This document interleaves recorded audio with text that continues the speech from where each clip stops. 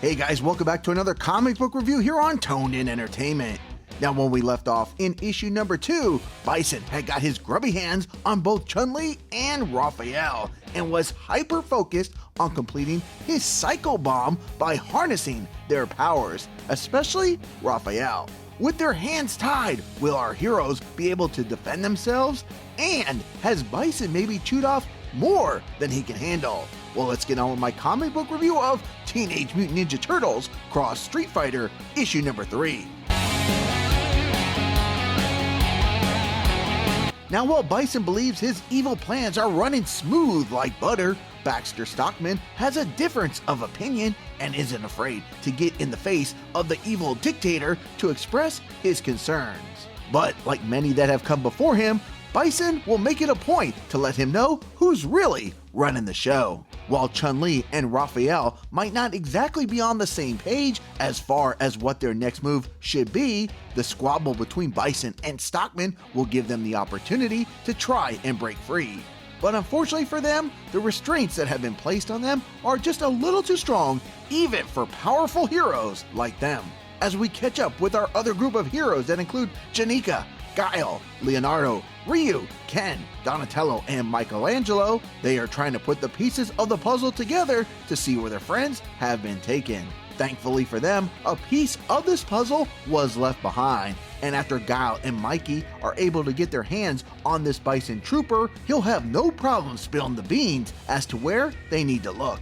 Now, just because Raphael and Chun-Li have their hands tied, that doesn't mean they won't give it another attempt to escape, which in turn will be somewhat successful, as Raphael will take one for the greater good and give Chun-Li the chance to go and get help. Now, for any of us that know anything about Bison, we know that he really has no boundaries when it comes to his evil intentions. And when Baxter finds out that Bison has Shredder in his formula for his plans, he comes to the stark realization that they are officially doomed.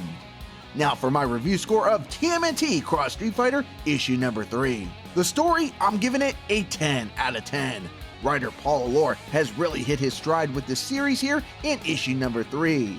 Now there's definitely some fun conversation to be had here between the two sides, with my favorites being Ken questioning the Turtles that since they live in the sewers, does that make them under the Street Fighters? And a situation between Chun-Li and Raphael trying to decide who will buy them for some time and go get help is definitely a lot of fun.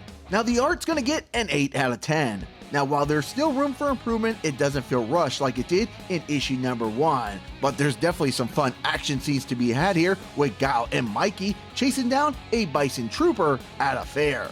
The momentum, I'm giving it a 10 out of 10. You have the Shredder coming into the picture in issue number 4. That alone is enough to get hyped for next month's issue. The fun factor gets a 10 out of 10. Issue number 3 is much like a carnival that we see Mikey and Guile visit, that you shouldn't go in with high expectations, but just kick back and enjoy what's offered. And in that, there's a lot of fun that can be had. So my final score for issue number 3, just like issue number 2, is going to be a 9.5 out of 10. With Shredder now in play, will this give Bison the ace up his sleeve that he needs to complete his mission, or will things once again blow up in his face? Well, make sure you hit that red subscribe button so you can stay tuned in here to Tmnt Entertainment for my review of Tmnt Cross Street Fighter issue number 4 when it's released on September 27th. Subscribe to the channel. Do it. Go now. Do it now.